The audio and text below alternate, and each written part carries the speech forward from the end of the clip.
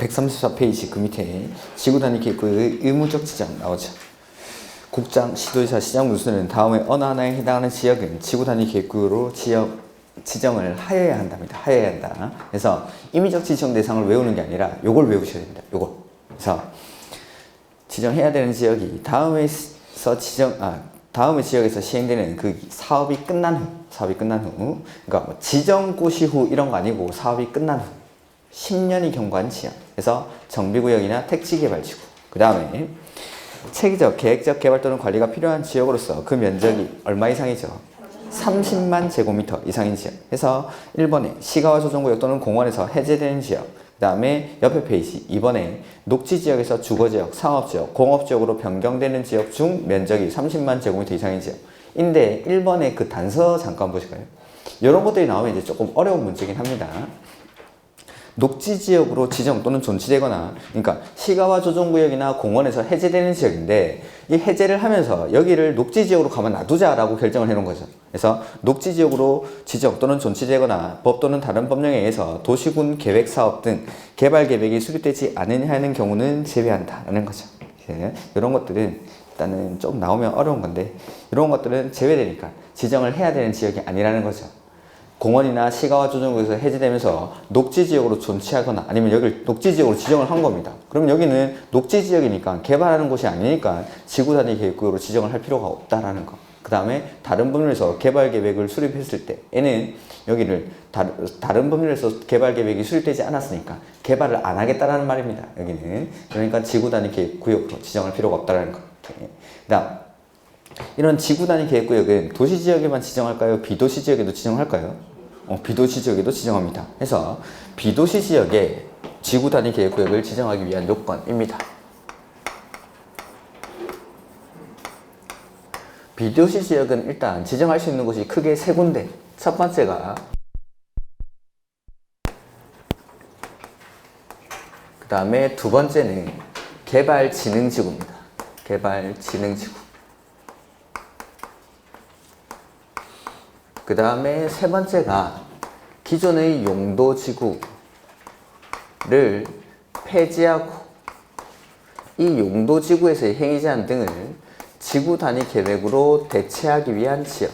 크게는 이렇게 세 군데에다가 비도시 지역에는 지구단위 계획구역을 지정할 수 있습니다. 일단은 어디에 지정할 수 있는지부터 이렇게 계획관리지역, 개발진흥지구, 그 다음에 용도지구를 폐지하고 그 용도지구에서의 행위제한 등을 지구단위 계획으로 대체하기 위한 지역. 자, 계획관리지역에 지정하는 요건은 우리가 1, 2월 달에 했습니다. 보면 계획관리지역에 지구단위 계획구역을 지정하려고 할 때 이 계획관리지역이 차지하는 비중은 얼마 이상이어야 되죠? 50% 이상이 계획관리지역이어야 하고 계획관리지역 이외에 지구단위 계획구역에 포함될 수 있는 지역은 생산관리나 보전관리지역일 것을 요건으로 합니다. 근데 지구단위 계획구역이라는 건 여기를 지정을 하면 개발이 시작이 될 텐데 보전이 목적인 보전관리지역은 이 지구단위 계획구역에 너무 많이 포함이 되면 안 되기 때문에 전체 지구단위 계획구역 면적이 10만 제곱미터 이하일 때에는 20%까지 포함이 될 수 있고 전체 지구단위 계획구역 면적이 10만 제곱미터를 초과하는 경우에는 10%까지만 이 보전관리지역은 지구단위 계획구역에 들어갈 수가 있습니다. 이거는 이제 보전관리지역이 요만큼 포함될 수가 있다라는 거죠. 그 다음 계획관리지역에 지구단위 계획구역을 지정하려고 할 때 면적은 제가 원칙은 3만 제곱미터로 설명을 합니다. 원칙은 3만 제곱미터. 그러니까 아무런 조건이 안 붙어 있을 때는 3만 제곱미터 이상이면 지구단위 계획구역을 계획관리지역에 지정할 수가 있습니다. 근데 이제 조건이 붙습니다. 예외적으로 아파트나 연립주택 건설계획이 포함되어 있습니다. 이럴 때는 면적이 30만 제곱미터 이상. 그 다음에 아파트나 연립주택 건설계획이 포함된 경우로서 첫 번째 수도권의 자연보전 권역입니다. 내지는 두 번째는 초등학교 용지를 확보하고 관할 교육청의 동의를 받았을 때에는 10만 제곱미터 이상. 이거 말고 나머지는 3만. 그러니까 아무런 조건이 안 붙어 있을 때는 3만 이상이면 되는데 아파트나 연립주택 건설 계획이 포함되어 있을 때는 30만, 아파트나 연립주택 건설 계획이 포함된 경우로서 수도권의 자연 보전 권역이거나 초등학교 용지를 확보하고 관할 교육청의 동의를 받았을 때는 10만 이상이면 된다. 이게 면적 요건. 그 다음 두 번째, 기반 시설의 공급이 가능해야 되고, 세 번째는 주변의 환경이나 경관, 미관 등을 해치지 아니하고 문화재 훼손 우려가 없을 것. 이게 계획관리지역의 지구단위 계획구역을 지정하기 위한 요건입니다. 문화재 훼손 우려가 없을 것. 자, 나머지 내용들은 책을 보면서 좀 확인하죠. 보면은 도시지역 외의 지역을 지구단위 계획구역으로 지정하려는 경우에는 다음의 어느 하나에 해당해야 한다 해서 1번 계획관리지역이죠. 이게 그래서 지정하려는 구역 50% 이상이 뭐여야 되죠? 계획관리지역으로서 다음의 대통령령으로 정하는 요건에 해당하는 지역 해서 동그라미 1번 계획관리지역 외에 지구단위 계획구역에 포함될 수 있는 지역은 생산관리나 보전관리지역일 것. 근데 동그라미 2번 지구단위 계획구역에 보전관리지역을 포함하는 경우 해당 밑줄 보전관리지역의 면적은 다음의 구분에 따른 요건을 충족할 것. 이 경우는 보지 마시고 해서 밑에 기역 보시죠. 그러니까 보전관리지역은 너무 많이 포함이 되면 안 된다 이 말입니다. 그래서 기역에 전체 지구단위 계획구역 면적이 10만 제곱미터 이하일 때는 얼마까지? 20% 이내. 그 다음에 10만 제곱미터를 초과할 때는 10% 이내까지만 보전관리지역이 지구단위 계획구역에 포함될 수가 있다라는 거. 그 다음에 3번에 보면은 지구단위 계획구역으로 지정하고자 하는 토지 면적이 다음의 어느 하나에 규정된 면적 요건에 해당할 것 해서 첫 번째, 지정하고자 하는 지역의 공동주택 중 거기 아파트 또는 연립주택 건설 계획이 포함된 경우에는 30만 제곱미터 이상. 그 다음 그 밑에 보면 이 경우 넘기지 마시고 이 경우 다음의 요건에 해당하는 때에는 일단의 토지를 통합하여 매출 하나의 지구단위 계획구역으로 지정할 수 있다라고 되어 있죠. 자, 아파트나 연립주택 건설 계획이 포함됐을 때는 면적이 얼마 이상이어야 되죠? 30만 이상이어야 되는데, 자, 여기 11만, 여기 12만, 여기 14만짜리 지역이 있다라고 해보죠. 이러한 지역들이 국장이 정하는 일정한 거리 안에 위치하고 도로로 연결되어 있습니다. 그러면은 이 각각의 지역을 묶어서 하나의 지구단위 계획구역으로 지정할 수가 있다라는 거죠. 그래서 A 보면은 아파트 또는 연립주택 건설 계획이 포함되는 각각의 토지 면적이 10만 이상 비추. 각각이 10만 이상. 그리고 총 면적이 30만 이상 비추. 각각이 10만 이상, 총 면적이 30만 이상. 다음 페이지. 위 A의 각 토지는 국장이 정하는 범위 안에 위치하고 국장이 정하는 규모 이상의 도로로 서로 연결되어 있거나 연결도로 설치가 가능할 것. 이럴 때는 각각의 지역들을 묶어서 이렇게 하나의 단위구역으로 지구단위 계획구역으로 지정할 수가 있다라는 겁니다. 이렇게. 그 다음에 니은에 지정하고자 하는 지역에 공동주택 중 아파트 또는 연립주택 건설 계획이 포함되는 경우로서 다음의 어느 하나에 해당하는 경우에는 얼마? 10만 이상 해서 A 보면은 아파트나 연립주택 건설 계획이 포함된 경우로서 첫 번째 수도권 정비계획법에 따른 자연 보전 권역입니다. 자연 보전 권역. 자연환경 보전 지역이랑 다른 겁니다, 이건. 그 다음에 두 번째 지구단위 계획구역 안에 초등학교 용지를 확보. 거기 밑줄하면 되겠죠? 하고 저 끝에 보면은 관할 교육청의 동의를 얻은 경우. 이럴 때. N은 10만 제곱미터 이상이면 된다. 그 다음 그 위에 기읍, 니은 빼고 나머지는 3만. 그러니까 제가 3만을 원칙으로 설명드렸습니다. 아무런 조건이 안 붙어있을 때 계획관리지역에는 3만 제곱미터 이상이면 지구단위 계획구역을 지정할 수 있지만 아파트나 연립주택 건설 계획이 포함되면 30만. 아파트나 연립주택 건설 계획이 포함된 경우로서 수도권의 자연보전구역이거나 초등학교 용지를 확보하고 관할 교육청의 동의를 받았을 때는 10만. 이렇게. 그 다음 그 밑에 4번에 기반시설의 공급이 가능할 것. 그 다음에 5번에 자연환경 경관, 미관 등을 해치지 아니하고 문화재 훼손 우려가 없을 것. 이러한 요건을 갖춰졌을 때 계획관리지역의 지구단위 계획구역을 지정할 수 있다라는 거죠. 이게 계획관리지역의 지구단위 계획구역을 지정하기 위한 요건입니다. 그 다음 두 번째가 개발진흥지구죠. 개발진흥지구. 자, 개발진흥지구의 지구단위 계획구역을 지정할 때는 지금 보신 요거 3만, 30만, 10만 기반시설이 공급이 가능할 것, 문화재 훼손 우려가 없을 것. 이 요건들을 개발진흥지구에서도 그대로 충족을 해야 됩니다. 3만, 30만, 10만, 그 다음에 기반시설이 공급이 가능할 것, 문화재 훼손 우려가 없을 것. 이 요건들을 그대로 충족하고 두 번째, 자, 개발진흥지구, 요건 용도지구죠. 용도지구랑 항상 같이 다니는 애가 누구죠? 지구는 뭐랑 같이 다니죠? 지구의 쓰임이 뭐였습니까? 지역의 기능 증진.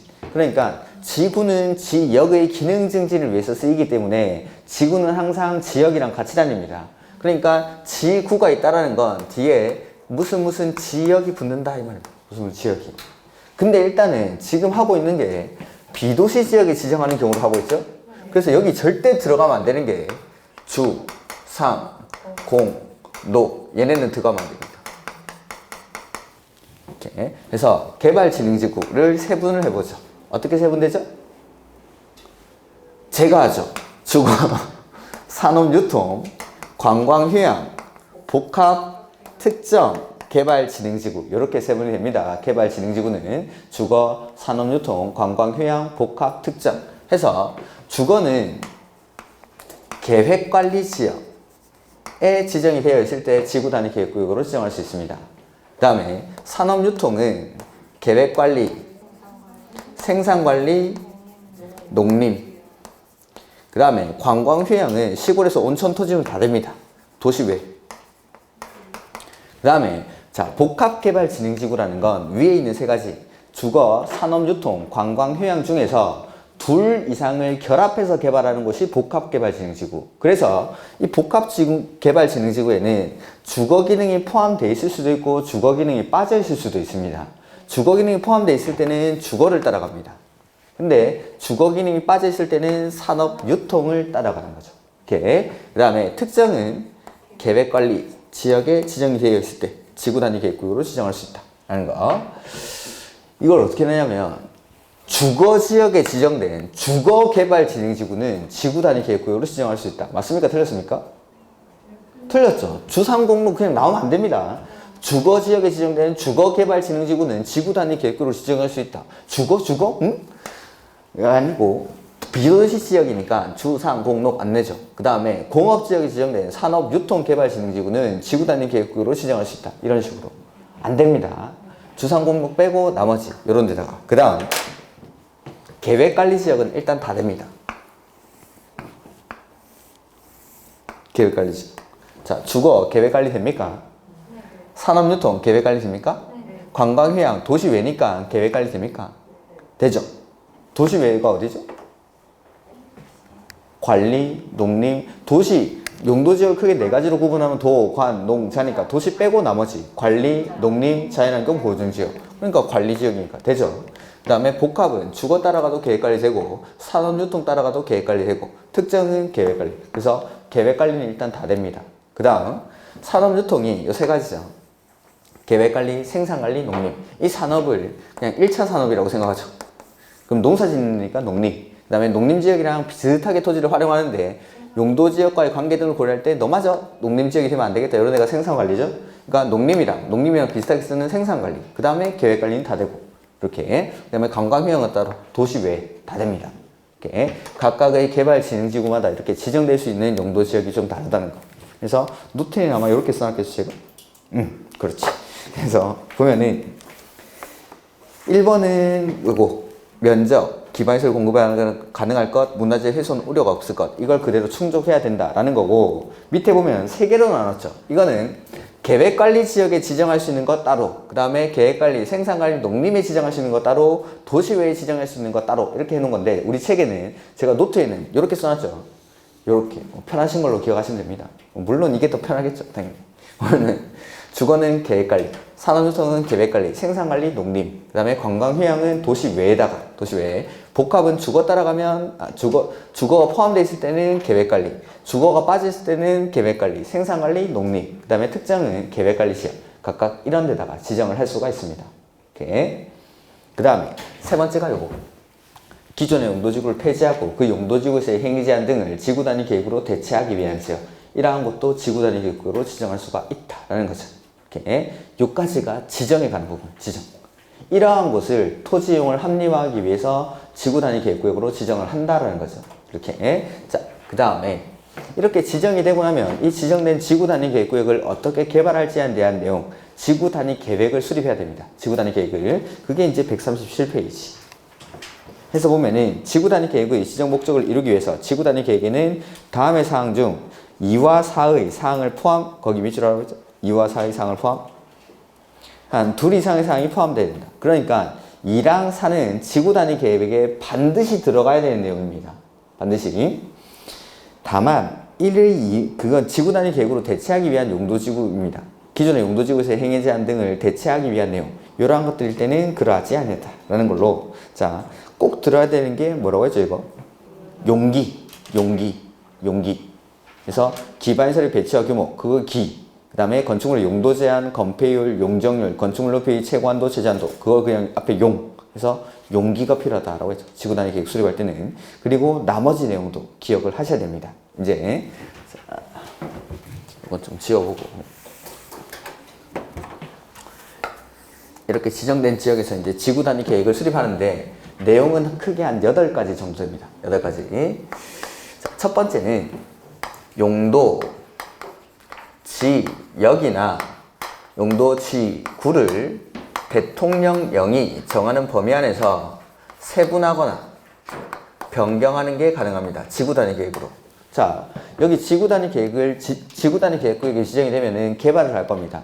기존에는 그렇게 저층 아파트들만 있었는데 지구 단위 계획구역을 지정해서 개발을 하면서 여기에다가 초고층 아파트 같은 거 짓고 싶습니다. 기존에는 그렇게 높지 않은 아파트들이 있어서 제2종 일반 주거지역 이렇게 지정이 돼 있었는데 초고층 아파트가 들어오려면 이거 가지고는 안 되겠죠. 그러면은 제3종 일반 주거지역이나 준주거지역 이렇게 용도지역을 바꿔야 되는 거죠. 이러한 것들을 지구 단위 계획을 통해서 할 수 있다는 겁니다. 용도지역이나 지구를 대통령령이 정하는 범위 안에서 세분하거나 변경하는 것. 지구 단위 계획으로 이걸 할 수가 있습니다. 이렇게. 근데 자, 주거지역, 상업지역, 공업지역, 녹지지역 이렇게 세분하는데 주거지역을 상업지역으로 바꾸고 상업지역을 공업지역으로 바꾸고 이건 안 됩니다. 주거지역은 주거지역 안에서 상업지역은 상업지역 안에서 바뀌어야 됩니다. 그러니까 2종 일반을 3종 일반이나 준주거지역 이렇게 바꾸는 건 가능하지만 2종 일반을 일반 상업지역 이렇게 바꾸는 건 안 됩니다. 원칙적으로. 물론 예외적으로 아주 예외적인 거 구석진 데 가면은 이렇게 바꾸는 것도 있긴 있습니다. 근데 원칙만 기억하세요. 원칙만. 그래서 주거지역은 주거지역 안에서 상업지역은 상업지역 안에서 바뀌어야 된다라는 거. 그 다음에 용도지구도 마찬가지. 대통령령으로 세분할 수 있는 용도지구가 뭐죠? 공부하고 계시죠? 경방부치계 이렇게. 그래서 개발지구는 개발지구 안에서, 경관지구는 경관지구 안에서 바뀌는 게 원칙입니다. 화이팅! 할 수 있습니다. 아직 포기하긴 이르죠. 시간이 많이 남았어요. 이렇게. 그래서 용도지역이나 용도지구를 대통령령이 정하는 범위 안에서 세분하거나 변경하는 게 가능하다. 이게 1번이죠. 그 다음에 1의 2 보면은 기존의 용도지구에서의 행위 제한 등을 지구 단위 계획으로 대체하려는 사항.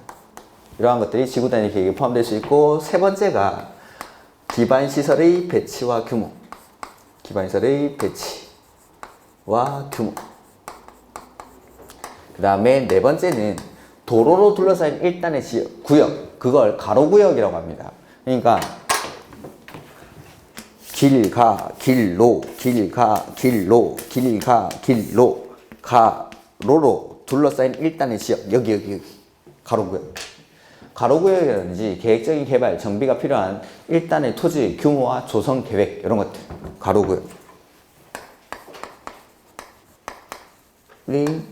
규모 내지는 조성 계획. 그 다음에 다섯 번째 꼭 들어가야 되는 거죠. 건축물의 용도 제한. 그 다음에 건폐율, 용적률, 건축물 높이의 최고한도, 최저한도 이런 것들. 여섯 번째는 건축물의 배치, 형태, 색채, 그리고 건축선 이런 내용들. 그 다음에 일곱 번째는 환경관리 계획이나 경관계획. 그 다음에 여덟 번째는 교통처리계획인데 이거 좀 개정사항이 있으니까 우리 개정 내용 가지고 계십니까? 네, 가지고 있으면 좀 펴보죠.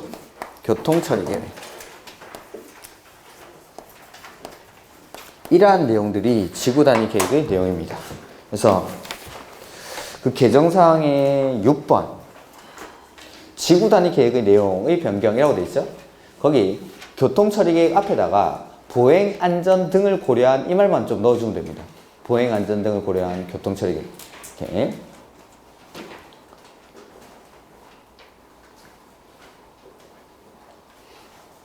그 다음에 7번에 지구 단위 계획구역에서의 공공시설 설치 비용이라는 게 나오죠. 이거는 올해 시험에 좀 나오긴 힘들 것 같은데 일단은 법 조문이기 때문에 뭐 안 나온다고 장담할 수는 없습니다. 근데 좀 다 하면 좀 힘든 것 같고 쉬운 것만 보면은 그 우리 책에 134페이지 잠깐 보실까요? 134페이지 거기 위에 있는 박스에 보면은 9번이랑 10번 있습니다. 9번이랑 10번 보이십니까? 네. 9번이랑 10번 그게 제가 그 7번에 있는 박스에 있는 두 지역입니다. 그죠? 7번의 그 박스에 있는 지역이 우리 책 134페이지 100에 9번, 10번에 있는 겁니다. 9번, 10번에. 개정사항 책에 꽂고 다니라니까 왜 안 들고 다니십니까, 이거? 자, 해서 보면은, 자, 9번, 10번 그거 보시면 됩니다. 도시지역 내 주거지역, 상업지역, 업무 등의 기능을 결합하는 등 복합적인 토지이용 증진시킬 필요가 있는 지역으로서 대통령령으로 정하는 요건에 해당하는 지역. 두 번째는 도시지역 내 유유토지를 효율적으로 개발하거나 교정, 시설, 군사시설, 그 밖에 대통령령으로 정하는 시설을 이전 또는 재배치하여 토지 이용을 합리화하고 그 기능을 증진시키기 위해서 집중적으로 정비할 필요가 있는 지역으로서 대통령령으로 정하는 지역. 자, 예를 들자면은 그 방금 두 번째에 있던 거. 용산기지 같은 게 이전하는 거죠. 그럼 원래 군부대였죠. 군사시설이었죠. 이게 이전하면 여기를 개발할 겁니다. 이런 데를 지구 단위 계획구로 지정할 수가 있다라는 거죠. 이렇게 되면서 그 밑에 보면은 개정사항에 위의 지역의 전부 또는 일부를 지구 단위 계획구로 지정함에 따라 지구 단위 계획으로 도시지역에 해당하는 용도지역 간의 용도지역이 변경. 즉 도시지역에 해당하는 용도지역이 주거지역, 상업지역, 공업지역, 녹지지역이죠. 원래 이 용산기지일 때는 뭐 녹지지역이 있다고 보죠. 이걸 개발을 하기 위해서 주거지역으로 변경하는 겁니다. 그러면은 토지 가치가 올라가겠죠. 그러면은 이 안에서 개발하는 사람들한테는 돈 내라고 하는 겁니다. 돈 내. 그러니까 뭐 이러한 지역들 9번, 10번 어떤 지역인지는 모르셔도 될 것 같고 그냥 한번 읽어두시는 건데 이러한 지역에서 지구 단위 계획을 수립함에 따라 지구 단위 계획구역으로 지정이 되고 여기서 개발행위가 일어나는 거죠. 그런 사람들한테는 기반시설 설치 비용이라든지 이러한 비용을 이런 사람들한테 부담을 시킵니다. 토지 가치 상승분의 범위 안에서 보면에서 그리고 어떤 비용이냐지가 뒤에 나옵니다. 뒤에 이 공공시설 비용이라고 하는데 공공시설이나 기반시설 내지는 공공임대주택이나 기숙사 등 공공필요성이 인정되는 시설 이러한 설치 비용을 지구 단위 계획구역에서 개발하는 사람들한테 부담을 시킵니다.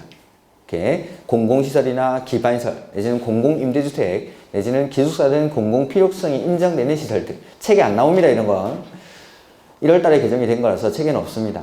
그래서 이런 것들 그 다음에 2번, 3번 이런 것들은 다 지금 안 가지고 계신 분들이 너무 많아가지고 요약서에서 한번 하겠습니다. 자, 이런 데서 돈 받았죠. 돈 받았으면 이걸 어디다 쓰냐면은 자, 특별시랑 특별시, 광역시, 시, 군이 있으면 이 지구 단위 계획구역 안에서 방금 보신 공공시설이나 기반시설, 공공임대주택 이러한 비용으로 설치를 합니다. 근데 만약에 이 지구 단위 계획구역이 특별시나 광역시다. 서울시의 강남구에 지구 단위 계획구역을 지정을 한 거죠.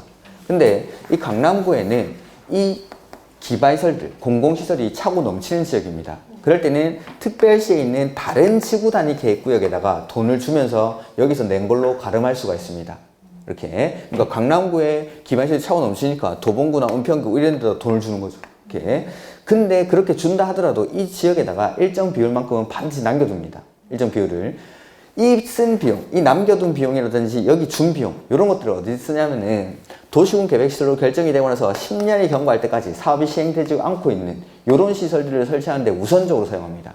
그것만. 자, 이것만 기억하도록 하자. 자, 지구 단위 계획구역 안에서 개발행위 하는 사람들한테 돈 받습니다. 기반시설 설치 비용을. 그걸 받아가지고 우선적으로 써야 되는 게 10년이 경과할 때까지 사업이 시행되지 않고 있는 그런 시설을 설치하는데 우선적으로 사용합니다. 요것만. 일단 요것만. 그래서 그게 어딨냐면 동그라미 5번 볼까요? 특별시, 광역시, 시군은 위 2에 따라 납부받은 공공시설 설치 비용의 10% 이상을 도시군 계획시설 결정의 고시로부터 10년 이내 사업이 시행되지 아니한 도시군 계획시설 설치에 우선 사용 하고 해당 지구단위 계획구역의 관할 구 또는 구는 위 3에 따라 기속되는 공공시설. 자, 아까 특별시, 광역시, 관할구역일 때는 강남구에 기반시설이 많으면 다른 지역에 준다라고 했죠. 그렇다 하더라도 강남구에 일정 비용을 남겨둡니다. 그 남겨둔 비용을 역시 10년이 경과할 때까지 사업이 시행되지 않은 도시군 계획시설 설치에 우선 사용합니다. 그러니까 지구단위 계획구역 안에서 개발 행위를 하는 사람들한테 돈을 받아가지고 그 돈으로 10년이 경과할 때까지 사업이 시행되지 않고 있는 도시군 계획시설 설치에 우선 사용한다. 그것만 일단 기억하죠. 나머지 내용들은 제가 다시 5월달에 한번 보여드리겠습니다. 이렇게. 그래서 요거. 그 다음에 똑 꺼내기 귀찮으실까봐 지금 미리 보면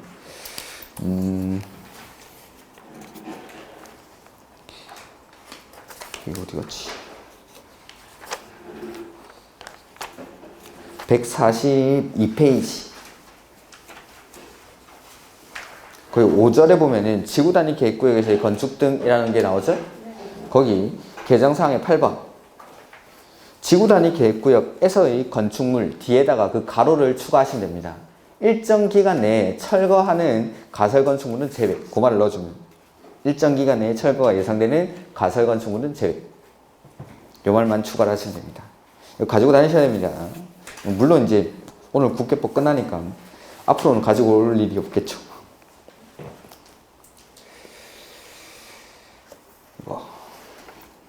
그래서 자, 지구단위 계획의 내용 보면은 여기에다가 보행 안전 등을 고려한 요 말을 넣어주는 겁니다. 보행 안전 등을 고려한. 뭐 크게 중요한 건 아니고 그 다음에 아까 제가 좀 긴 내용 그거는 언제든지 시험에 출제가 될 수 있는데 최근에는 뭐 개정되고 바로 내고 이런 문제가 잘 없다 보니까 일단은 뭐 올해는 가볍게 보셔도 될 것 같은데 언제든지 그런 것들은 나올 수가 있습니다. 그 다음 자 지구단위 계획에서 꼭 들어가야 되는 게 요거죠. 용기. 이것뿐만 아니라 나머지 내용도 반드시 기억을 하셔야 됩니다. 지구단위 계획의 내용은 시험에 자주 출제가 됩니다. 교통처리 계획은 지구단위 계획에 포함될 수 있다. 그렇죠? 환경관리계획, 경관계획은 지구단위 계획에 포함될 수 있다. 이런 식으로. 그래서 충분히 나올 수 있고 6번에 있는 거 배치, 형태, 색채, 건축선, 뭐 배형, 색건 이렇게 기억하셔도 되고 그래서 이런 걸 뭐 지금 당장 외우라는 건 아닙니다. 천천히 하나씩 외우시면 되는데 꼭 들어가야 되는 거. 이 두 가지는 기억을 하셔야 됩니다. 기반시설의 배치와 규모랑 건축물의 용도 제한, 건폐율, 용적률, 건축물 높이의 최고한도, 최저한도 이런 것들 반드시 포함되어야 되는 거. 그래서 다음 중 지구단위 계획에 포함되어야 하는 내용이 아닌 것은 해가지고 문제가 나온다고 했죠? 2개밖에 없지만 이걸 나누면은 지문이 5개가 되는 겁니다. 기반시설의 배치와 규모, 건축물의 용도 제한, 건폐율, 용적률, 높이의 최고한도, 최저한도 이렇게 해가지고 이상한 거 하나 집어넣으면 되겠죠? 다른 데요. 그래서 이게 지구단위 계획의 내용. 다시 한번 보면 1번에 용도 지역이나 지구를 대통령령이 정하는 범위 안에서 세분화하거나 변경하는 것. 주거지역은 주거지역 안에서, 상업지역은 상업지역 안에서 바뀌는 게 원칙입니다. 두 번째, 기존의 용도지구에서의 행위제한 등을 지구단위 계획으로 대체하려는 사항. 그 다음 세 번째가 기반시설의 배치와 규모. 네 번째, 가로구역. 도로로 둘러싸인 일단의 지역이나 계획적인 개발 정비가 필요한 일단의 구역의 토지 규모와 조성 계획.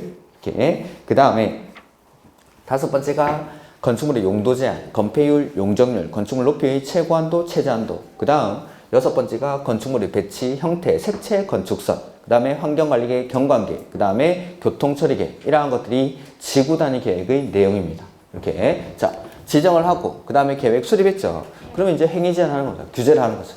이렇게 자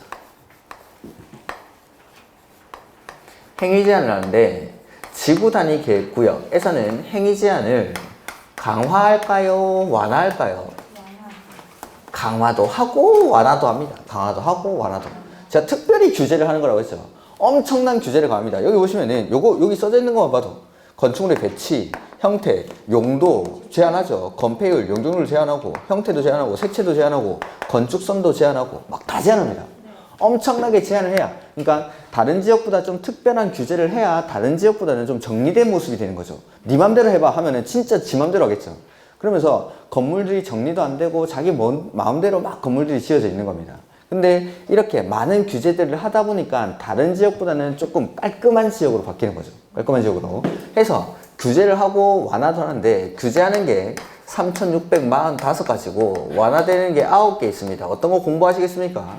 그래서 우리 책에도 9개만 써놓은 겁니다. 9개만. 3,645가지 규제를 다 할 수가 없으니까. 이렇게 엄청난 규제를 하는데 대신에 이건 완화해 줄게 라는 겁니다. 이건 완화해 줄게. 해서 국계법에서 완화된 규정이 3가지 있습니다. 국계법에서. 그게 건축 제한, 그 다음에 건폐율, 용적률, 그 다음에 건축법에 게 좀 많죠. 건축법이 5가지. 대지와 도로와의 관계. 대지와 도로와의 관계가 뭐냐면 대지는 도로에 얼마 이상 접해 있어야 되죠? 2m. 대지는 도로에 2m 이상 접해야 한다. 이런 것도. 그게 접도, 대지와 도로의 관계. 이런 걸 완화해 줄 수 있다. 그 다음에 대지 안에 조경. 그 다음에 건축물의 높이 제한. 이건 아직 안 배웠습니다. 그 다음에 1조 등의 확보를 위한 높이 제한. 1조 등의 확보를 위한 높이 제한. 그 다음에 공개공지. 공개공지를 반드시 설치해야 되는 건축물이 뭐였죠? 종훈아, 5,000원짜리 문화상품권 파는데 없어? 그게 공개공지 설치 대상 건축물이었죠. 이러한 규정을 완화할 수 있다는. 그 다음에 주차장법에 뭐 2가지 있는데 둘 다 부설주차장이니까 그냥 부설주차장이라고 해야죠. 부설주차장 설치 기준을 완화할 수 있습니다. 이런 것들. 이렇게 해서 거기 완화되는 규정들을 보면은 138페이지의 3번에 법률 규정을 완화하라고 돼 있죠? 138페이지. 그게 쭉 막 써놨는데 정리를 하면 이렇게 되는 겁니다. 제가 노트에는 예쁘게 정리를 하죠. 이렇게. 그래서 국계법에서 건축 제한, 건폐율, 용적률, 그 다음에 건축법에서 대지와 도로와의 관계, 대지 안의 조경, 높이 제한, 1조 등의 확보를 위한 높이 제한, 그 다음에 공개공지, 그 다음에 주차장법에 따른 부설주차장 설치 기준, 이러한 것들을 완화할 수 있습니다. 그래서 건축법에서 완화되는 거, 이런 것들은 보면 돼지가 둘이죠. 돼지 2마리입니다. 돼지 2마리. 돼지 2마리가 높이 올라갑니다. 높이 올라가서 여기 공개공지에서 놀고 있습니다. 돼지 2마리가 높이 올라가서 공개공지에서 놀고 있다. 이렇게. 그 다음에 뭐 국계법은 건축 제한, 건폐율, 용적률, 용도 지역에서의 행위 제한이죠. 그 다음에 주차장 설치 기준은 요 하나밖에 없으니까. 이렇게. 그 다음에 이 완화되는 규정을 도시지역이랑 비도시지역으로 구분합니다. 해서 건축 제한은 도시지역이랑 비도시지역 똑같이 완화가 됩니다. 그 다음 건폐율은 최대 150%까지 비도시지역에서도, 용적률은 최대 200%까지 비도시지역에서도 똑같이 완화가 됩니다. 즉 국계법 내용은 도시지역이든 비도시지역이든 똑같이 완화가 됩니다. 근데 높이 제한, 요거는 도시지역에서만 120%까지, 비도시지역에는 규정이 없고, 그 다음에 부설주차장 설치 기준도 도시지역에서만 100%까지 완화를 합니다. 이렇게. 자, 이게 어디 나오냐면은 거의 개념 플러스 보이십니까? 이 제 내용들을 정리를 하면 이겁니다. 120%, 100% 뭐 이렇게 되는 거. 해서 보면은 1번에 그 도시지역 내라고 돼 있죠? 개념 플러스 맨 위에.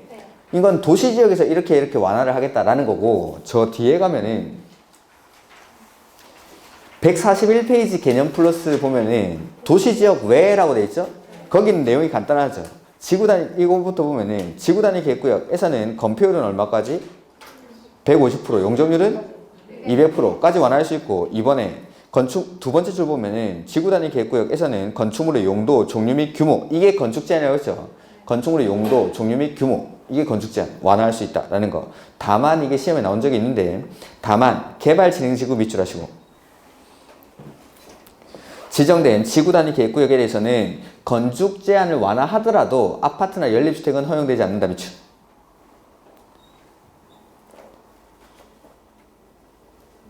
개발진흥지구, 비도시지역의 지구단위 계획구역을 지정하죠. 건축 제한 완화하더라도 아파트나 연립주택은 허용되지 않습니다. 다만 가로 안에 계획관리지역은 제외 밑줄. 그러니까 반대로 말하면 개발진흥지구, 계획관리지역에 지정된 개발진흥지구에서는 건축 제한 완화를 하면은 아파트나 연립주택을 허용할 수 있습니다. 근데 다른 지역은 안 됩니다. 다른 지역은. 아까 개발진흥지구 주, 산, 관, 복, 특에 지정할 수 있는 용도 지역이 여러 가지 있었죠. 주거는 어디다가?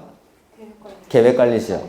산업유통은 계획관리, 생산관리, 농림. 즉, 예를 들면 이제 생산관리나 농림지역의 개발진흥지구를 지정하는 거죠. 그럴 때는 아파트나 연립주택이 안 됩니다. 건축제한 완화하더라도. 오케이. 근데 계획관리지역은 된다. 이 말이죠. 오케이.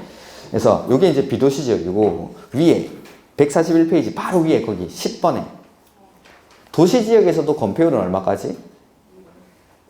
150%, 용적률은 200%까지. 그러니까 이런 걸 보기가 힘드니까 제가 이렇게 정리를 해놓은 거죠. 노트에다가. 잘했죠? 그 다음에 140페이지 8번에 148번에 높이죠. 높이는 얼마까지? 120%. 120%. 그 다음에 6번에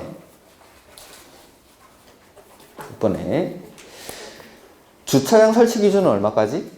100%. 매출. 어떨 때 완화해주냐면은 한옥마을을 조성하거나 차 없는 거리를 조성하거나 차량 진입 금지 구간을 설정했을 때 그때는 부설 주차장 설치 기준을 100%까지 완화해줍니다. 이렇게.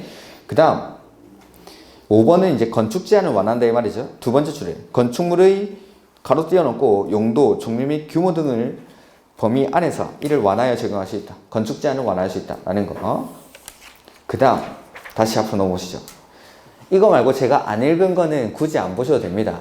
1을 할 때는 건폐율은 얼마까지, 용적률은 얼마까지, 1을 할 때는 건폐율은 얼마까지, 용적률은 얼마까지 완화를 해주겠다라는 겁니다. 제가 말한 여기 건폐율은 150%, 용적률은 200%라는 거는 최대, 그러니까 건폐율이나 용적률을 완화하는 규정은 되게 많습니다. 많은데 그러한 규정에 따라서 건폐율이나 용적률을 완화할 때 최대 150%, 최대 200%까지 완화할 수 있다라는 겁니다. 각각 개별적으로 얼마만큼 완화되는지 그걸 다 볼 수는 없습니다. 그러니까 건폐율이나 용적률을 완화받을 때 최대 150%, 용적률은 200%까지 완화할 수 있다라는 거. 그 다음에 하나만 더 해볼 건데 139페이지 138페이지 맨 밑에 요거부터 한번 보죠. 자, 지구단위 계획구역에서 건축물을 건축하려는 자가 그 대지의 일부를 공공시설 등의 부지로 제공, 거기 밑줄이죠. 138페이지 맨 밑에 공공시설 등의 부지로 제공하면은 내가 적용받는 건폐율, 용적률 높이를 완화받을 수 있습니다. 그때 얼마만큼 완화받는데 그게 거기 139페이지 박스 하나 보이시죠? 그 공식입니다. 그 공식이 시험에 가끔 출제가 됩니다. 건폐율 구하는 공식은 한 3-4번 출제가 됐고 용적률 구하는 공식은 딱 한 번 나왔습니다. 왜냐하면 용적률 구하는 게 더 어려워서 그렇습니다. 그래서 그 박스 위에 1번 보면은 공공시설 등의 부지로 제공하는 경우 다음의 비율까지 건폐율, 용적률, 높이 제한을 완화하여 적용할 수 있다라고 되어 있죠. 자, 그 공식을 제가 여기다가 옮겨서 적어 보겠습니다.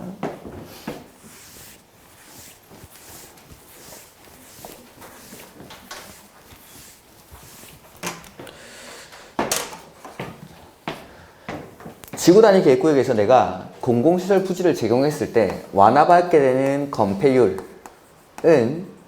해당 지역에 적용되는 건폐율에다가 곱하기 가로 열고 1 더하기 원래 대지 면적 분의 공공시설 등의 부지로 제공한 면적 이렇게 구합니다. 그 다음에 완화받게 되는 용적률은 해당 지역에 적용되는 용적률에다가 더하기입니다. 곱하기가 아니라 하고 분모에는 제공 후 면적, 공공시설을 제공한 다음의 면적이 들어가고 위에는 1.5 곱하기 가로 열고 제공 면적에다가 제공되는 지역에 적용되는 용적률을 곱해줍니다. 이런 뭐 계산 문제는 실제로 한번 풀어보긴 풀어봐야 되는데 나중에 뭐 기출문제라든지 객관식 문제 풀 때 한번 해보도록 하고 지금 간단하게 예를 들어서 하나 해보자. 자, 여기 전체 대지 면적이 400제곱미터가 있는데 이 중에서 내가 100제곱미터만큼을 공공시설 부지로 제공한다 라고 해보죠. 그리고 원래 내가 적용받던 건폐율은 60%라고 가정을 하겠습니다. 60%로. 자, 이럴 때 완화받게 되는 건폐율 보면은 내가 적용받는 원래 건폐율이 60%죠? 에다가 곱하기 가로 열고 1 더하기 제곱 원래 대지 면적이 400 에다가 제공한 면적이 100이니까 60%에다가 곱하기 얼마에 좀 되죠? 1 더하기 4분의 1 하면 4분의 5 소수로 바꾸면 1.25가 되겠죠. 1.25 이렇게 하면은 75%. 조금 더 빨리 풀시면 참 좋은데 자, 공식 가지고 풀면 이렇게 됩니다. 근데 이거는 공식이 없어도 풀 수 있습니다. 보면은 자, 원래 전체 대지 면적 400 중에서 내가 100제곱미터를 제공했죠. 내가 가진 것 중에 4분의 1만큼을 제공했죠. 4분의 1만큼.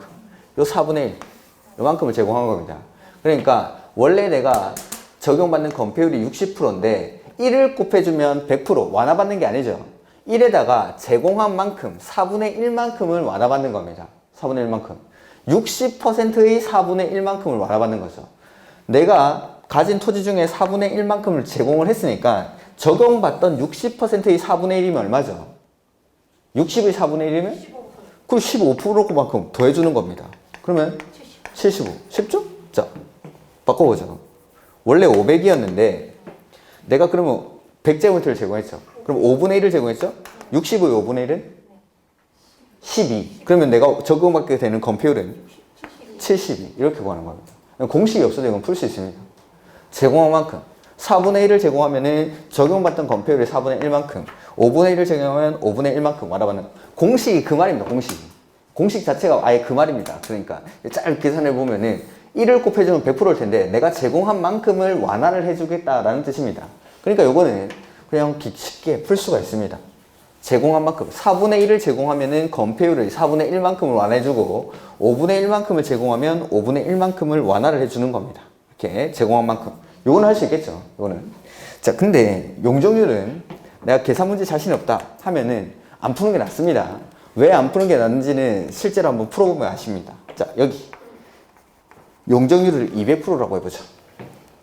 그러면은 원래 내가 적용받는 용적률이 200%죠. 에다가 더하기 가로 열고 제공 후 면적입니다. 밑에 얼마죠?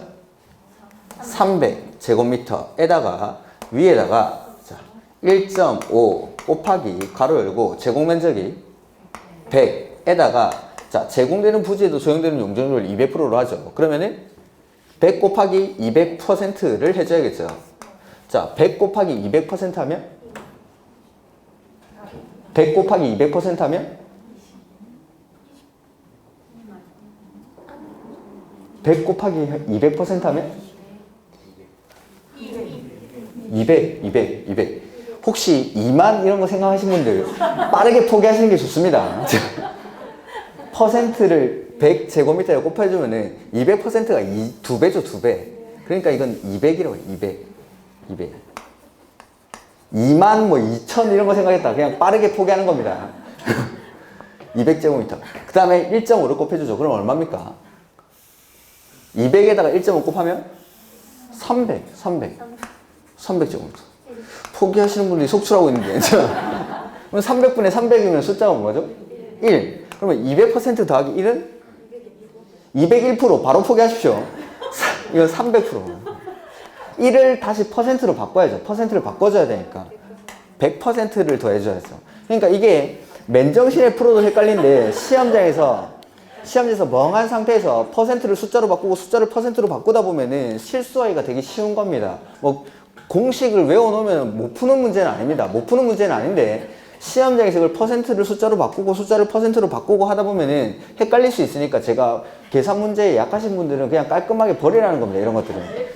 이렇게. 근데 건폐율 요거는 공식을 몰라도 풀 수 있으니까 내가 4분의 1을 제공하면은 건폐율이 4분의 1만큼 5분의 1을 제공하면 5분의 1만큼을 완화받으니까 그 건폐율의 4분의 1, 5분의 1을 더해주면 되는 거기 때문에 이거는 풀 수 있습니다. 이건 풀 수 있는데 용적률도 뭐 어려운 건 아닙니다. 이게 만약에 좀 머리가 빨빨 돌아가시는 분들은 퍼센트를 잘못 곱하면은 말이 안 되는 숫자가 나오기 때문에 금방금방 수정을 해버리면 됩니다. 이것도 할 수는 있는데 이건 딱 용적률 딱 시험에 한 번 나왔습니다. 요거는 3번인가 4번 나왔고 왜 3번, 4번을 내냐면 이거는 풀 수 있으니까 공식이 없어도. 근데 이거는 공식 가지고 못 풀 사람이 많기 때문에 어려우니까 한 번 나온 겁니다. 높이, 완화받는 높이는 건폐율이랑 똑같습니다. 공식이. 그래서 내가 학개론 문제도 막 다 씹어먹는 사람이다. 뭐 이거 할 수 있죠. 뭐 할 수 있습니다. 근데 용적률은 웬만하면 한번 풀어보시고 뭐 연습이 되면 되는데 이런 거 연습하느니 차라리 다른 거 외우는 게 낫습니다. 그래서 이건 뭐 나올지 안 나올지도 모르는 문제들을 이렇게 그렇게 막 열심히 연습할 필요는 없습니다. 이렇게. 그래서 이런 것들이 이제 나중에 문제풀이 할 때 한번 해보죠. 그 다음 141페이지. 그래서 저기 완화되는 규정들 다시 한번 보면 국계법에서 건축 제한, 건폐율, 용적률 이런 것들 완화되고, 건축법에서는 대지와 도로와의 관계, 대지안의 조경, 높이 제한, 1조 등의 확보를 위한 높이 제한, 공개 공지, 그 다음에 주차장법에 따른 부설 주차장 설치 기준을 완화를 합니다. 국계법 규정들은 도시지역, 비도시지역 똑같이 완화가 되죠. 그래서 건축 제한 둘 다 완화가 되고, 건폐율은 최대 얼마까지? 150%까지. 그러니까 지금 보신 딱 하나만 풀었죠. 건폐율이나 용적률을 공공시설 부지를 제공하면 요만큼 완화해주고, 다른 규정에서도 건폐율이나 용적률을 완화하는 규정이 있습니다. 그렇게 다 완화를 받아가지고, 완화를 받더라도 최대 한도가 150%다 이 말입니다. 용적률이 200%. 그 다음에 높이 제한은 120%까지. 도시지역에서만. 주차장 설치 기준은 100%까지. 역시 도시지역에서만. 그래서 한옥마을 조성하거나 차 없는 거리를 조성하거나 차량 진입 금지 구간을 설정할 때, 그때 주차장 설치 기준은 100%까지 완화할 수가 있습니다. 그 다음 141페이지 시료가 나오죠. 지구 단위 계획구역이 지정해야 합니다. 그 다음에 지구 단위 계획을 수립해야겠죠. 그 다음에 계획을 수립하고 나면 이제 사업을 착수를 합니다.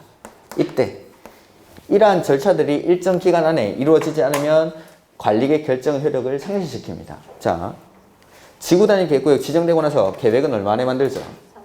3년. 안에 안 만들면 3년이 되는 날이 다음 날에 요거 지정에 관한 관리계획 결정 효력이 상실됩니다. 그 다음에 계획 만들어지고 나서 사업의 착수는 5년. 안에 안 하면 5년이 되는 날이 다음 날에 요거 계획에 관한 관리계획 결정 효력이 상실된다라는 겁니다. 그러니까 지정할 때 관리계획으로 하죠.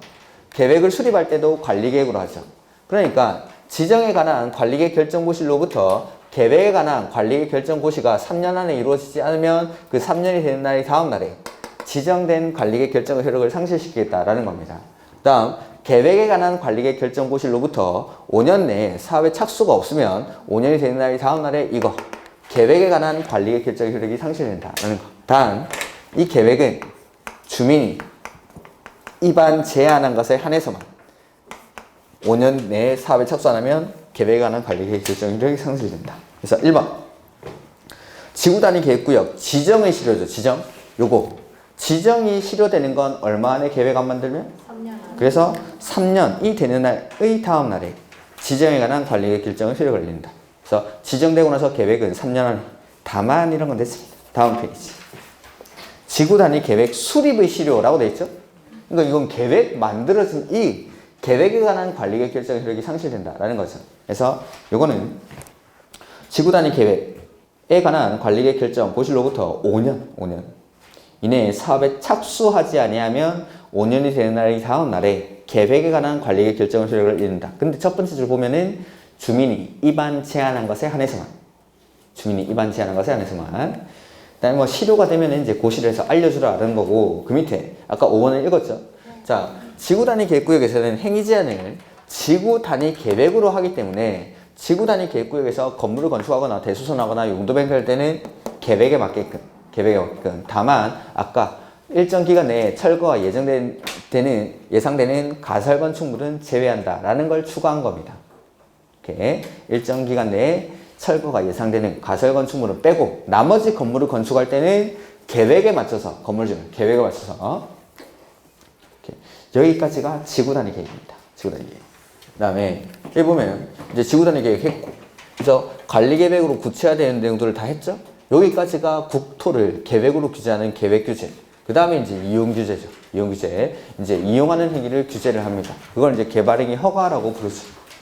그래서 개발행위 허가제란 도시군 계획의 목적에 위반될 우려가 있는 개발행위를 하는 경우 계획의 적정성, 기반시설 확보 여부, 주변 환경과의 조화 등을 고려해서 허가 여부를 결정함으로써 난개발 방지하기 위한 제도이다. 그래서 개발행위 허가라는 제도는 난개발 방지가 목적입니다. 난개발 방지가. 그래서 이 개발행위는 개인이 하는 개발행위인데 공적 개발에 지장을 주면 안 되기 때문에 이러한 개인이 하는 개발행위는 허가받고 하라는 겁니다. 그래서 나머지 연혁 이런 건 됐고 145페이지 허가 대상이 나오죠. 다음의 어느 하나에 해당하는 행위로서 대통령령으로 정하는 행위를 하려는 자는 누구한테 허가받죠? 특광시군의 허가를 받습니다. 특광시군. 다만 미출 도시군 계획사업에 의한 행위는 그러하지 아니하다. 도시군 계획사업이 뭐죠? 시설사업, 개발사업, 정비사업. 시설사업, 개발사업, 정비사업. 이렇게. 그래서 그러한 사업들은 난개발이 아니기 때문에 허가를 안 받아도 된다라는 겁니다. 그래서 도시군 계획사업에 의하지 않고 이 밑에 있는 6가지 행위들을 할 때는 허가받습니다. 그게 건축물의 건축, 공작물의 설치, 토지의 형질 변경, 토석 채취, 토지의 분할, 물건을 쌓아놓는 행위. 요 6가지. 그래서 건축물의 건축, 공작물의 설치 첫 번째 나오고 이번에 토지의 형질 변경이죠? 보면 가로 안에 어디 넘깁니까? 넘어가면 안 돼요. 경작을 위한 경우 이렇게 나오죠. 제외. 그러니까 경작을 위한 경우는 생업 관련 행위이기 때문에 원칙적으로는 허가를 받지 않는 게 원칙입니다. 원칙. 근데 그 밑에 대통령령으로 정하는 해가지고 1번, 2번, 3번, 4번 보이십니까? 네. 요거는 경작을 위한 경우라도 허가를 받아야 되는 경우입니다. 안에 내용들을 읽으면은 더 헷갈리니까 제가 그냥 말씀드립니다. 자, 경작을 위한 토지의 형질 변경은 원칙적으로 허가를 받지 않습니다. 근데 경작을 위한 토지의 형질 변경이라 하더라도 1번, 2번, 3번, 4번 그거는 허가받아야 됩니다. 그래서 1번에 보면은 인접 토지의 관계, 배수 및 농작업에 영향을 미치는 경우. 그 다음에 재활용 골재, 사업장의 폐토양, 무기성 온이 등 수질오염 또는 토질오염의 우려가 있는 토사 등을 사용해서 성토하는 경우. 그러니까 농사 지으려고 성토를 하는 거죠. 근데 여기다가 갖다 붙는 게 재활용 골재, 사업장의 폐토양, 무기성 온이, 기름 찌꺼기 같은 것들입니다. 이런 것들로 성토를 해가지고 여기에다가 사과, 배, 감 심어서 먹으면 맛있겠죠? 허가 받으라는 거예요. 이렇게. 그 다음에 3번 지목 변경을 수반하는 경우에는 허가받아야 됩니다. 단 그 가로 안에 매출 전답 사이의 변경을 제외한다. 고추 농사 짓다가 벼농사 짓고 벼농사 짓다가 고추 농사 짓고 그건 괜찮습니다. 근데 지목이 대인 토지를 전이나 답으로 바꿔가지고 농사 짓는다. 그건 허가받아야 됩니다. 그 다음에 4번째 이게 최근에 생긴 건데 옹벽을 설치, 밑줄하시고 또는 2m 이상의 절토, 성토를 수반하는 경우에는 경작을 위한 토지의 형질 변경이라도 허가받습니다. 이렇게.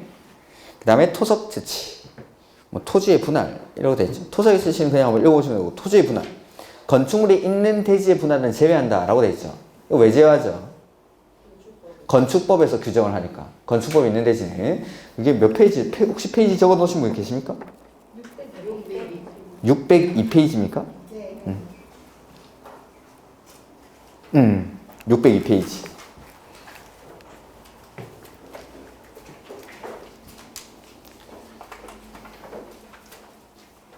가보시면은 메뉴에 건축물이 있는 대지의 분할 제한이라고 되어 있죠. 그래서 제외합니다.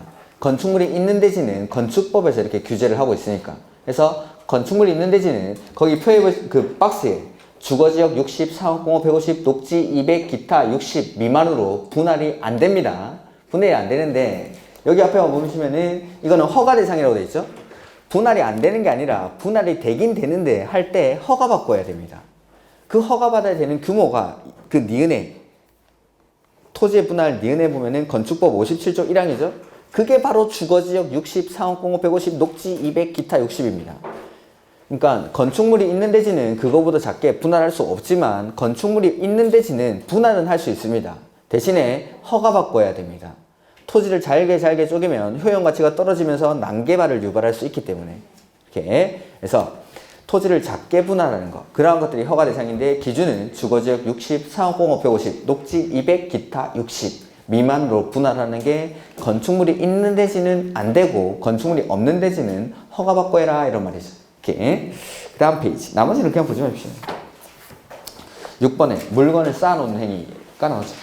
자, 녹지, 관리 또는 자연환경 보전지역 안에서 건축물의 울타리 안에 위치하지 아니한, 즉 울타리 바뀌죠? 물건을 얼마 이상? 1개월 이상 쌓아놓는 행위를 할 때는 허가받아야 됩니다. 1개월 이상. 근데 농림지역은 아니라고 했죠. 녹지, 관리, 자연환경 보전지역이지 농림지역에서 뭐 집단 쌓아놓고 비료포대 쌓아놓고 이런 것들까지 허가받는 건 아닙니다. 이게 허가받아야 되는 행위. 근데 그 밖에 허가 안 받고 할 수 있는 행위가 있죠. 제가 허가 안 받고 할 수 있는 행위에서 대표적으로 뭐 말씀드렸던 게 경미한 행위라든지 생업 관련 행위라든지 아니면 공적인 행위들, 이런 것들은 대부분의 규제 대상에서 비껴나갑니다. 그러니까 이러한 행위들을 할 때는 허가를 웬만하면 다른 데서도 규제 대상에서 많이 빠집니다. 이런 것들은 경미하다든지 공적 행위라든지 아니면 생업 관련이라든지. 그래서 아까 형질 변경에서 경작을 위한 토지의 형질 변경은 원칙적으로 허가 받습니까? 안 받습니까? 안 받죠. 경작을 위한 건 생업 관련 행위가 안 받죠. 경작을 위한 건 원칙적으로 허가를 안 받는데 인접 토지의 관계, 배수, 농작업에 영향을 미치는 경우, 그 다음에 재활용 골재, 사업장의 폐토양, 무기성 운이 이런 것들로 성토하는 경우, 지목 변경을 수반하는 경우, 옹벽의 설치나 2m 이상의 절토나 성토를 수반할 때 그때는 예외적으로 경작을 위한 경우라도 허가를 받는다라는 거죠. 그래서 경작을 위한 경우는 원칙적으로 생업 관련 행위가 허가를 받는 게 아닙니다. 이렇게. 근데 예외적으로 아까 1번부터 4번까지는 허가를 받는다라는 거죠. 이렇게. 그 다음에 그 밖에 경미한 허용되는 행위는 147페이지에 나옵니다. 147페이지에 뭐 허용되는 행위가 나오죠. 근데 그 146페이지 경미한 상의 변경, 요거는 자 허가받은 내용을 변경하려고 합니다. 뭐 받는 거죠? 허가받은 사항 변경하려고 합니다. 뭐 해야 되죠? 허가받은 거 변경할 때는 허가받고, 신고한 거 변경할 때는 신고하고, 인가받은 거 변경할 때는 인가받고, 뭔가 변경할 때는 항상 처음에 거쳤던 걸 똑같이 해야 돼. 똑같이. 근데 이거는 허가받은 사항을 변경할 때는 허가받아야 된다. 다만 경미한 사항을 변경할 때는 여기서는 통지합니다. 그러니까 경미한 사항은 그러하지 아니하다라고 했죠. 그러하지 아니한 걸 다 기억할 수는 없는데 그러하지 아니한 거, 요거 개발행위 허가사항의 경미한 변경은 시험에 자주 나왔으니까 통지한다까지도 기억을 하시는 겁니다. 그러니까 허가받은 사항을 변경할 때는 허가받고, 신고한 거 변경할 때는 신고하고, 인가받은 거 변경할 때는 인가받는데 경미한 사항일 때는 그러하지 아니하다. 그러니까 처음에 했던 절차를 거치는 건 아닙니다. 그거까지는 아셔야 되는데 여기서는 경미한 사항을 변경할 때 통지한다까지. 자, 사업기간을 연장하는 거랑 단축하는 거 중에 어떤 게 경미한 거죠? 단축하는 거. 면적을 확대하는 거랑 축소하는 거 중에는 축소. 그리고 숫자가 나오면 경미한 사항에서는 제가 10%가 제일 많이 나온다고 했는데 여기서는 축소할 때 얼마죠? 축소 이렇게 축소 5%. 그래서 요 개발행위 경미한 사항의 변경은 시험에 이게 자주 출제가 됐기 때문에 이런 것들을 기억하는 건 아주 전형적인 경미한 사항입니다. 단축, 축소 이런 게. 그리고 숫자는 10%, 다른 경미한 사항들에서는 10%가 제일 많이 나오는데 여기서는 면적을 5% 축소하는 거. 그 다음에 니은에 보면은 뭐 불가피하게 변경하는 경우 이런 말 나오죠. 그 다음에 디귿에 보면은 허용 오차를 반영하기 위한 변경, 이러한 것들이 아주 전형적인 경미한 사항입니다. 그래서 허가받은 사항을 변경할 때는 허가받는데 다만 경미한 사항을 변경할 때는 여기서는 통지합니다. 다른 데서는 뭐가 될지 모릅니다. 다른 데서는 뭐 허가를 안 받을 수도 있고 신고할 수도 있고 하지만 여기서는 통지. 그래서 기간을 단축, 면적을 축소 하는데 여기서 숫자는 5%. 축소 이렇게. 그 다음에 이제 밑에 다른 법률 적용 이런 것들은 안 보셔도 됩니다.